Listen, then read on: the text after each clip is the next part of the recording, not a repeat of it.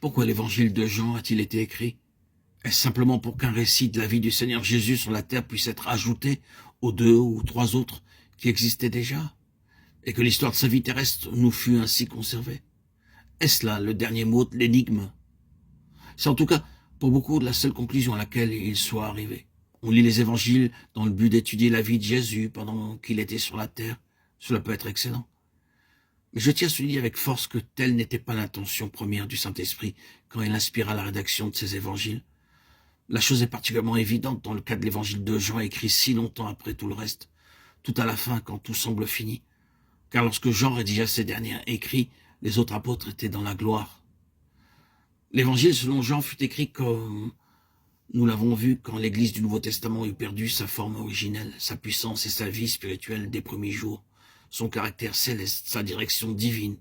Au moment où l'apôtre écrivait, la situation était d'une manière générale celle qui nous est esquissée dans les messages aux assemblées d'Asie au début de l'Apocalypse. La chose n'apparaît-elle pas clairement dans les épîtres de Jean? Quel était donc l'objectif en vue? Simplement celui-ci. Tandis que Jean écrit les choses ne sont plus ce qu'elles avaient été au commencement.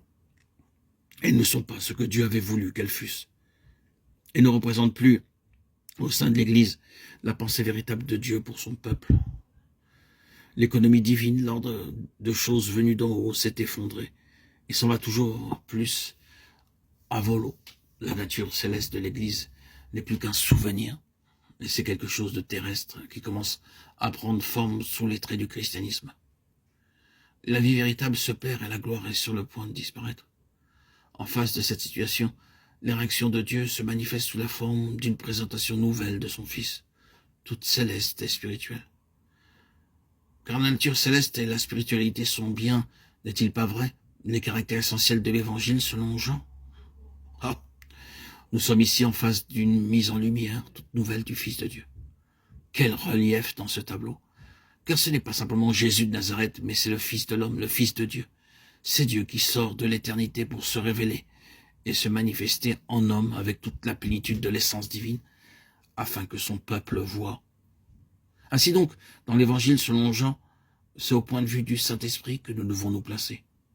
Comme ceci est d'ailleurs le cas dans ces autres écrits, pour reconnaître ce principe fondamental, quand la pensée initiale de Dieu n'est plus qu'imparfaitement représentée, quand cette révélation céleste est perdue et que la gloire d'en haut s'en est allée, la méthode de Dieu pour restaurer son témoignage consiste à remettre son Fils en évidence, non pas à nous ramener à la technique de l'Église ou de l'Évangile ou de la doctrine, mais à remettre son Fils bien en vue, le replacer devant les yeux du cœur de ceux qui sont à lui, avec tout ce qu'il représente de céleste et de spirituel, dans sa personne infinie.